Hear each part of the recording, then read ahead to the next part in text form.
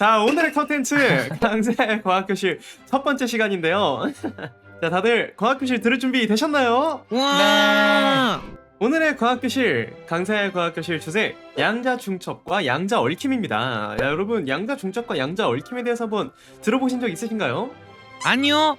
들어봤어요. 요즘에 핫한 주제잖아요. 양자 컴퓨터. 그럼요, 요즘에 아주 핫한 주제죠. 자, 오늘의 목차를 먼저 살펴보겠습니다. 첫 번째로 제가 슈레딩거의 고양이에 대해서 한번 설명을 해드릴 거고요. 두 번째로 양자 중첩이 무엇인지, 양자 중첩이란에 대해서 한번 설명을 드릴 겁니다. 그리고 마지막으로 양자 얽힘이란 무엇인지 이렇게 설명을 드리면서 마무리하고자 합니다. 박수. 자, 먼저 첫 번째, 슈레딩거의 고양이. 슈레딩거의 고양이 들어보셨죠? 네. 네. 자, 슈레딩거의 고양이가 뭘까요? 네, 슈레딩거가 키우는 고양이인가? 맞아요. 아닙니다. 슈레딩거의 고양이 하면 뭔가 상자 속 고양이라고 들어본 것 같기도 하고, 좀 더 들어본 사람들은 고양이가 죽었을 수도 있고 살았을 수도 있다? 약간 이런 얘기도 들어봤죠? 네. 맞아요. 근데 슈레딩거의 고양이는 여러분 실제로 존재하는 고양이가 아닙니다. 자, 슈레딩거의 고양이는 뭘 얘기하는 거냐? 슈레딩거의 고양이는 사고 실험입니다. 사고 실험이라는 것은 먼저 이렇게 되면 어떨까 하고 과학적으로 상상하는 실험, 그걸 사고 실험이라고 합니다. 그러니까 한마디로 과학자들끼리 서로 이제 상상하면서 노는 건데, 이거를 조금 더 과학적으로 체계적으로 상상을 한다고 보면 돼요. 자, 일단 슈레딩거의 고양이를 설명하기 전에 먼저 이 두 명의 인물이 나옵니다. 약간 화면이 가려지는데 그 델씨 머리 살짝만 이렇게 치워보시겠어요? 네, 은빈이도 살짝 이렇게 치워볼래? 반대 방향으로. 자, 첫 번째 인물은 하이젠베르크고요. 두 번째 인물은 닐스 보어입니다. 이 두 명의 인물이 굉장히 중요해요. 슈레딩거의 고양이를 설명하기 앞서서 이 두 명을 먼저 알고 계셔야 됩니다. 이 둘이 뭐냐? 아주 초특급 엘리트 천재 물리학자들이에요. 그러니까 이 하이젠베르크랑 보어가 엄청나게 천재적인 물리학자들인데, 이 둘이 이 양자역학에 대해서 코펜하겐 해석이라는 걸 내놓습니다. 이 20세기에 그러니까 양자역학에서 아주 중요한 식이 되는 슈레딩거 방정식이라는 식이 있는데요. 이게 결국 입자들이 어떻게 움직이느냐, 이거를 설명한 그 방정식이라고 보시면 됩니다. 근데 이 방정식이 하나 나왔는데 이게 물리학계에서 굉장히 중요한 식이란 말이에요. 그러니까 굉장히 중요한 식이니까 어떻겠어요?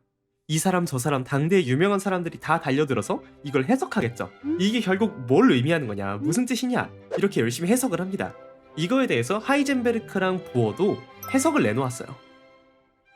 이게 코펜하겐 해석입니다. 자, 코펜하겐 해석은 어떤 해석이냐? 이게 바로 슈레딩거의 고양이로 표현이 돼요.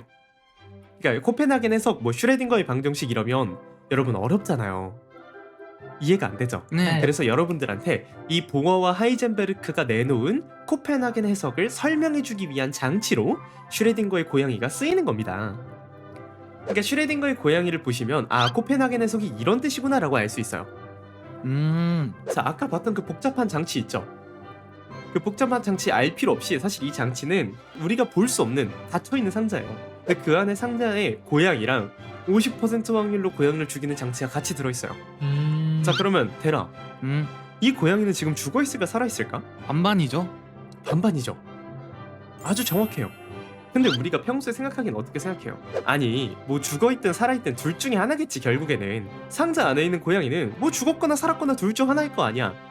근데 보어랑 하이젠베르크가 제안한 것은 아니야, 이게 고양이가 죽어있는 것도 아니고 살아있는 것도 아니야. 지금 고양이를 직접 보기 전까지는 죽어있는 것과 살아있는 것이 중첩된 상태라는 거예요. 우리가 생각하는 죽어있거나 살아있거나 둘 중 하나겠지, 이게 아니라 죽어있으면서 동시에 살아있다는 거예요. 어려워요. 어렵죠. 자, 그래서 제가 설명을 돕기 위해서 델과 세아를 가져왔습니다. 자, 이게 결국에 양자 중첩 상태라는 거예요. 아까 처음에 나왔던 양자 중첩 있죠? 되게 이렇게 말로 보면 어렵게 보이잖아요. 근데 여러분들은 이미 양자 중첩 상태를 지금 이해하신 거예요. 결국 양자 중첩이라는 게 뭐냐? 대리거나 세하거나 둘 중 하나인 게 아니야. 대리면서 동시에 세하인 거야. 그러면 아까 그 고양이도 죽은 상태랑 안 죽은 상태가 합쳐져 있는 거네요. 그치, 합쳐져 있는 거지. 죽은 고양이이거나 살아있는 고양이인 게 아닌 거야. 그러니까 우리가 어떤 사람을 봤는데 저 멀리서 페르마타 멤버가 한 명 달려오고 있어. 달려가서 봤는데 대리야, 이번엔. 고개를 휙휙 돌려. 그러면 갑자기 세하야. 그리고 고개를 휙휙 돌려. 그러면 갑자기 대리야. 이렇게 된 게 실제 존재한다는 거예요. 지구상에 그런 물질이 없잖아요. 지구상에 그런 물질이 없다라고 생각을 하잖아요. 네. 베리랑 지금 똑같이 생각을 한 사람이 아인슈타인이에요. 아, 봤죠? 마타이를 봤어? 그 유명한 아인슈타인도 이 얘기를 듣고 이 코펜하겐 해석을 듣고서는 아니 지구상에서 존재하는 물체가 아까 대리가 말했듯이 어떻게 어떨 땐 대리고 어떨 땐 새하야. 이게 말이 돼? 1인 2역도 아니고 대리면 대리고 새하면 새하지. 어떻게 동시에 대리면서 새하냐 라고 아인슈타인이 말했어요. 근데 아인슈타인은 뭐예요? 천재 과학자죠. 그러니까 아인슈타인은 말이 안 된다라는 거를 정확하게 설명하고 싶었어요. 그래서 아인슈타인이 꺼내온 게 뭐냐? 그 유명한 EPR 역설입니다. 유명한가요? 이 EPR 역설이란 게 뭐냐? 결국 이걸 왜 낸 거냐 아인슈타인이? 아까 이거 있죠. 어떻게 대리면서 새하냐? 이게 말이 되냐? 라는 걸 과학적으로 적은 거예요. 근데 문제는 여기서 이렇다라고 하는 그 부분이 조금 어려워요. 왜냐면 아인슈타인 천재잖아. 그러니까 당대에 가장 유명했던 물리학자이기도 하고 여러 가지 개념을 본인이 아니까 그 개념들을 잘 섞어가지고 과학자들이 보기에는 딱 봐도 말이 안 되는 상황을 만들어놨어요. 근데 우리 같은 일반인들이 보면 에잉? 이게 왜 말이 안 돼? 라는 생각이 들 수밖에 없어요. 그러니까 뭐가 말이 안 된다는 건지조차 이해가 안 돼. 그래서 제가 여러분들이 오늘 아 이래서 말이 안 되는구나 라고 알 수 있도록 EPR 역설을 설명해 보도록 하겠습니다. 오. 먼저 첫 번째로 전자의 스핀이라는 걸 알아야 돼요. 보면 공이 하나는 왼쪽으로 돌고 있고 하나는 오른쪽으로 돌고 있죠. 네. 네. 실제로 전자는 사실 공도 아니고 돌지 않아요. 하지만 마치 전자가 빙글빙글 돌고 있는 공인 것처럼 생각을 해보자는 거예요. 이론적으로 정확히 알 필요 없어요. 그러니까 뭐만 알면 되냐면 이 전자라는 게 위쪽 방향으로 돌거나 아래쪽 방향으로 돌거나 둘 중 하나라는 거예요. 이거를 제가 아주 간편하게 잡게 빨간색 막대랑 파란색 막대로 표현을 해봤어요. 빨간색 화살표는 위로 도는 걸 표현하죠. 그리고 파란색 화살표는 아래로 도는 걸 표현해요. 전자는 위로 돌거나 아래로 돌거나 둘 중 하나예요.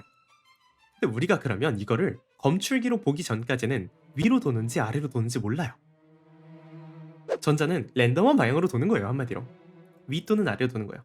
근데 이 검출기가 어떻게 작동하는 거냐면 지금 보시면 전자가 위쪽이나 아래쪽이나 둘 중 하나를 가지고 있는 이렇게 중첩된 상태를 가지고 있죠. 이 위쪽 아래쪽 방향이랑 90도 꺾여버린 방향으로 검출기를 놔요. 그러면 이 전자가 완전히 50대 50으로 하나는 빨간색 방향으로 오른쪽 하나는 파란색 방향으로 오른쪽 이런 식으로 반반의 확률로 저렇게 나와요. 검출기에서. 어려워요. 검출기 모양대로 얘가 찍혀서 나온다라고 생각하면 좀 편해요. 아 맞아요. 정확합니다. 위아래로 가는 애들 방향을 검출기를 사용해서 돌릴 수 있는 거예요.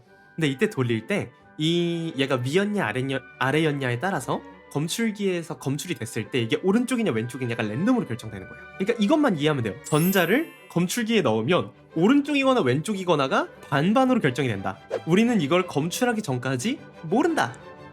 자, 양자 얽힘이라는 건 그럼 뭐냐?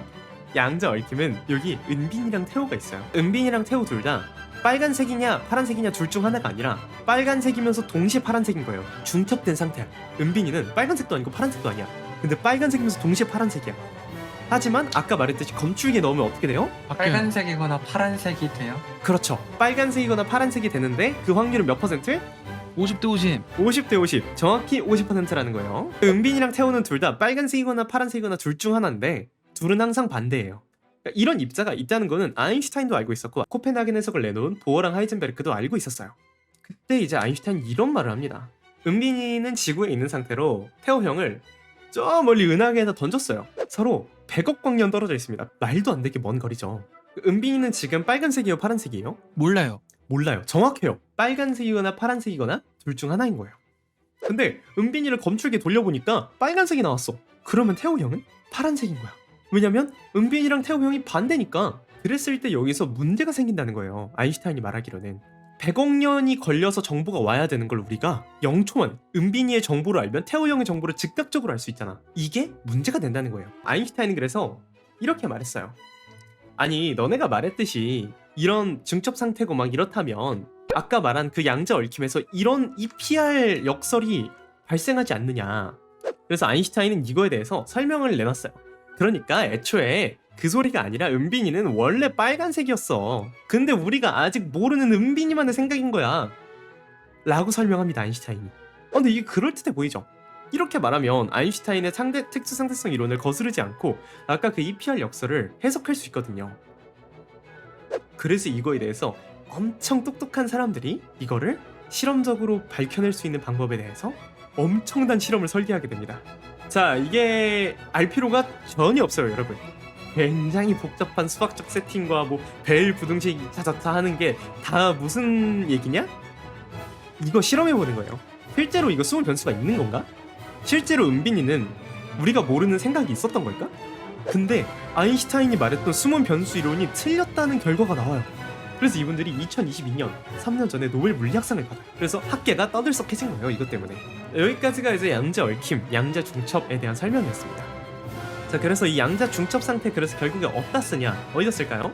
컴퓨터. 그렇죠. 이걸로 저희가 만드는 게 양자 중첩 상태인 거를 이용해서 만든 게 양자 컴퓨터예요. 기존에 우리 컴퓨터 구조는 어떻게 된 거냐면 기존 컴퓨터는 전기가 흐르면 1, 전기가 흐르지 않으면 0이란 상태로 나타내는 거예요. 그렇게 해가지고 이 1과 0의 상태를 여러 개를 만들어서 0, 1, 0, 1, 0 이걸로 계산을 해내는 게 컴퓨터예요. 근데 양자 컴퓨터라면 이 양자는 아까 말했던 슈레딩거의 고양이 있죠. 죽었던 것과 살아있는 거의 중첩 상태, 0도 아니고 1도 아닌 상태, 이 상태를 만들 수 있다는 거예요, 양자는. 그래서 실제로 우리가 이제 컴퓨터에서 최소 단위를 뭐라고 해요? 네. 비트라고 하죠. 네. 그래서 네. 여러분들이 쓰는 이제 뭐 메가바이트 이런 게 이제 1024비트잖아요. 네. 네. 그게 이제 실제로 비트 몇 개짜리의 이 데이터냐라는 걸 말하는 거예요. 1기가다, 2기가다 이 용량이 이 비트 몇 개짜리냐라는 걸 말하는 거예요. 네. 그 비트를 양자 컴퓨터에서는 비트가 아니라 큐빗이란 단위를 씁니다. 이 큐빗은 0과 1인 게 아니라 0도 될 수 있고 1도 될 수 있는 0이랑 1이 합쳐져 있는 상태인 거예요. 네.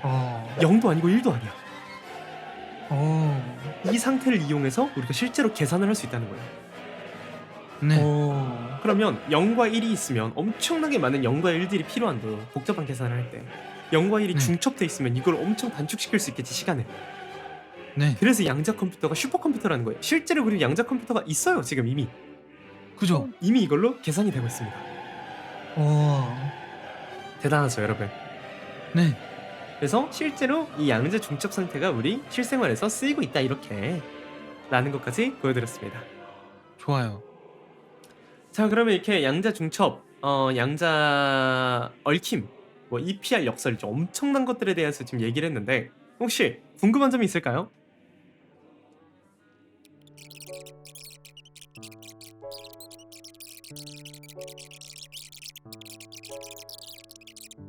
오늘 강해주신 교수님 감사합니다. 자, 오늘의 강세할 과학교실 여기까지. 예. 예.